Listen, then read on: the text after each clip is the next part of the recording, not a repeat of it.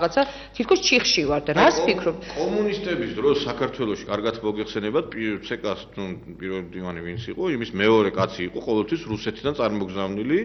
ესე იყო ყოველთვის და არავის არ ახსოვს იმ მეორე კაცი, რომელიც იყო რუსეთიდან წავეზე, ღიად გამოსული იყო და რაღაცა მითითებები მიეცეს საქართველოს. მიუხედავად იმისა, რომ იყო რა თქმა უნდა, ეხა ცენტრიდან ვიმართებოდი და ეხა ვერავინ ვერ უარყოფს, რომ იქიდან არ იყო დაკვეთები, მაგრამ ღიად არ ყოფილა ეს ყველაფერი აი აქ ვინც იყო წარმოგზავნილი რუსეთიდან. ამიტომ მე ვიძახი რომ ეხლა როდესაც მაგალითად 31 მარტს ჩაატარა მარტში თუ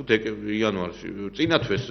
ხო მარტში ჩაატარა 31 მარტს ჩაატარა იმან რა ქვია უბრალოდ მარტში კი არა თებერვალში ჩაატარა აქცია იმან რა ქვია პატრიოტალი მაშინ რატო პატრიოტალებს მაშინ რატო არ ჩაერია იმ დაგეგმაში ამერიკის შეერთებული შტატების წელში ხო ან რატო არა ვერ გავიგე დაშანება დაკავშირებით თუ ერევა რომ აქ როგორ მოხდება აი ამ აქციის მიმდინარეობა რატო არ ერევა სხვის იმაში ეხლა იცით მე კიდევ მე ვინ გეკითხება შენ ბრას ვინ და ვის დაუმძიმებენ აი ჩემთვის იყო მაგალითად შეურაცხყოფელი როდესაც გაკეთდა განცხადება რომ აღშფოთებული იყვნენ რომ იქ ადეიშვილს და ვიღაცეებს დაუმძიმდათ ბრალი ეს არის ღია ჩარევა ჩვენს ქვეყნის საშინაო საქმეებში მე შეურაცხყოფა ის ხო სენატში რომ გამოვიდა ეს ადამიანი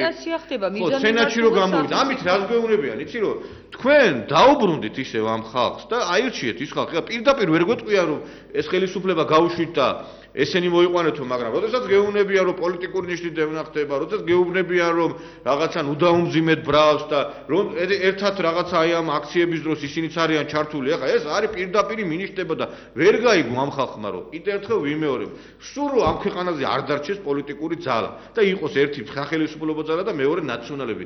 ხალხი მაინც მიუხედავად იმისა რომ ხალხი უკმაყოფილო იქნება სახელ არ მისცემს ნაციონალურ მოძრაობას